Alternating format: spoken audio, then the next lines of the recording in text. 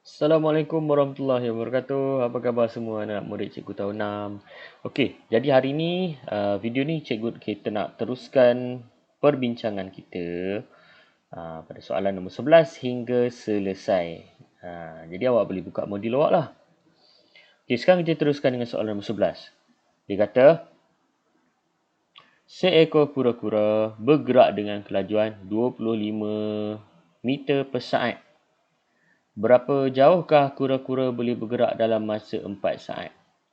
Jadi kita kena ingat, 25 meter per saat ni maksud dia dalam masa 1 saat, dalam masa 1 saat, kura-kura tu dapat bergerak sejauh 25 meter. Itu maksud dia 25 meter per saat. Okey, sekarang kita tengok. Soalan dia tanya, kalau 4 saat, kalau 4 saat, berapa jauh dia boleh pergi? Jadi macam mana kita nak kena buat? Caranya, darablah 25 meter darab dengan 4 saat. Jadi jawapan dia ialah 100 meter. Okey, tadi dia tanya jarak kan? Okey, jadi kita bagi dalam unit jarak lah. 100 meter. Okey, sekarang kita tengok soalan bawah. Soalan nombor 12. Carta palang di bawah membandingkan masa yang diambil oleh 3 orang murid yang berlainan untuk menamatkan perlumbaan sejauh 100 meter. Apakah kesimpulan yang boleh kamu buat? Okay, kita tengok graf yang diberi. Dina mengambil masa yang paling lama. Itu paling lama untuk sampai. Lim mengambil masa yang paling singkat. Amir berada di pertengahan. Okay, jadi apa kesimpulan yang kita boleh buat? Siapa yang paling laju dekat sini? Yang paling laju ialah masa yang diambil paling singkat lah. Ini masa yang diambil paling singkat. Jadi kesimpulan yang kita boleh buat. Okay, kesimpulan dia. Lim paling laju berbanding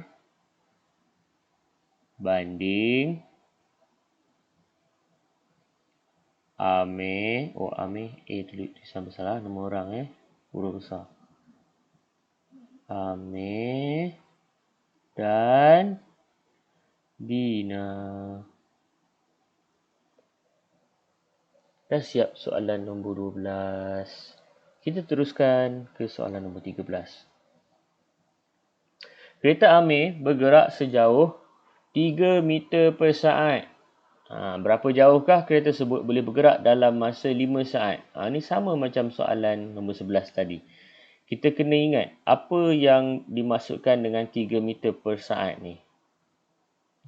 Maksud dia kereta tu boleh pergi 3 meter dalam masa ataupun dalam masa 1 saat dia boleh pergi sejauh 3 meter. Jadi kalau dalam masa 5 saat, macam mana kita nak kira? Dia boleh pergi berapa jauh? Jadi darab sajalah. 3 darab dengan 5. Dapatlah 15. Apa? Unit dia. Dia nak tahu jarak. Jadi unit jarak? Meter.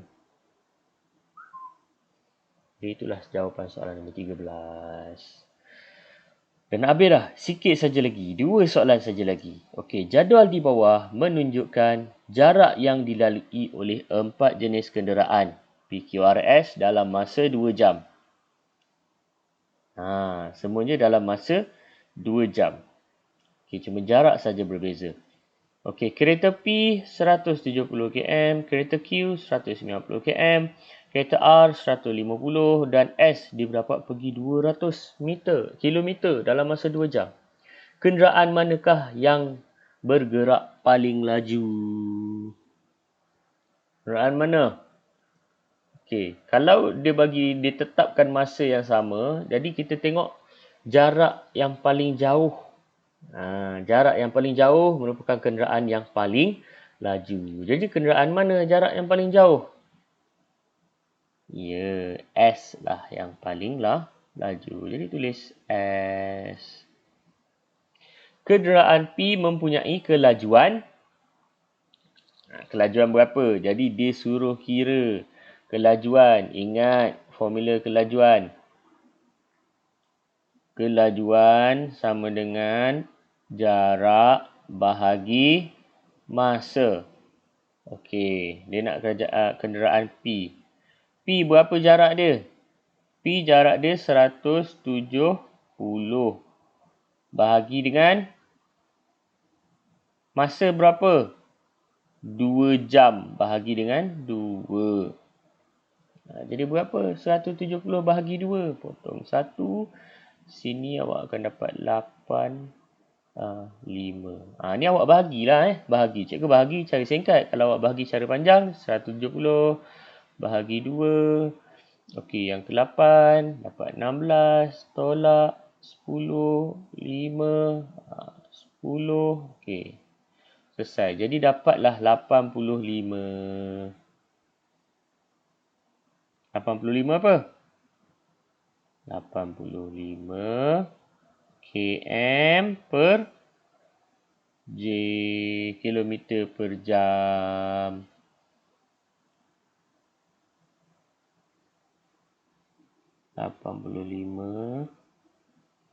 Kilometer per jam.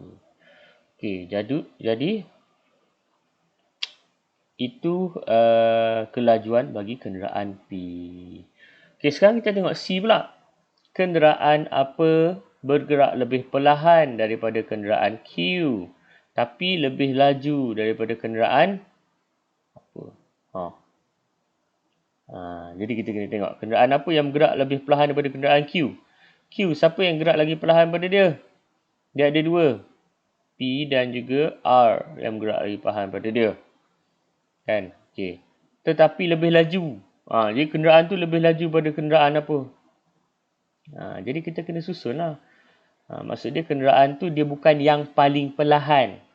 Dia tak boleh pilih yang paling perlahan. Kalau yang paling perlahan R. R tak sesuai lah. Kita letak dekat sini. Jadi yang paling perlahan pada kenderaan Q ialah P. Okay, kenderaan P bergerak lebih perlahan daripada kenderaan Q tetapi lebih laju daripada kenderaan R. Sebab R yang paling perlahan. Okey, jadi itu jawapan dia. Sekarang kita tengok soalan nombor 15. Last. Pada pukul 8.30 pagi, ayah Dina bertolak keluar dari rumah sampai ke pejabat pukul 9 pagi. 8.30 pagi bertolak, 9 pagi sampai. Dia ambil masa berapa lama? 30 minit. Jika ayah Dina memandu pada kelajuan 60 km sejam, berapakah jarak di antara rumahnya dan pejabat? Okey. Kalau kita tengok dekat sini, kita kaji dulu yang ni. Okey, 1 jam dia dapat pergi 60 km. Okey, tu 1 jam. 60 km sejam. Okey, tapi ayah Dina ambil masa berapa lama? 8.30 pagi sampai 9 pagi. Berapa lama masa dia? Tempoh masa dia? 30 minit.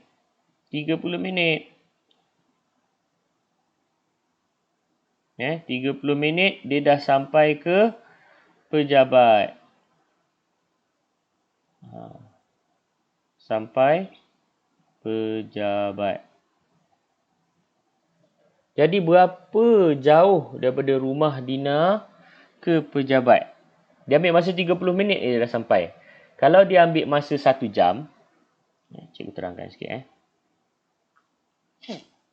Kalau dia ambil masa 1 jam, jarak dia 60 km.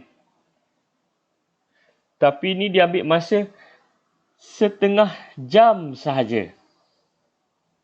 Setengah jam. 30 minit tu setengah jam lah kan? Jadi berapa kilometer? Berapa km? 1 jam 60 minit, setengah jam, separuh daripada jarak ni lah. Kalau separuh daripada 60 km, berapa? 30 kilometer. Jadi jawapan dia 30 kilometer. Jadi selesai dah sudah perbincangan modul kita. Kalau ada soalan yang awak salah, jadi awak boleh betulkan. Ada soalan yang awak masih belum faham, awak boleh WhatsApp cikgu ataupun call cikgu. Jadi ingat pesan cikgu. #StayAtHome.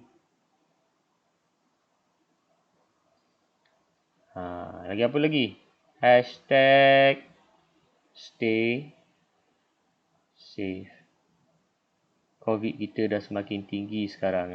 Bilangan COVID dah semakin tinggi sekarang. Jadi, cikgu harapkan awak semua sihat. Dan sekian saja kelas kita pada hari ini.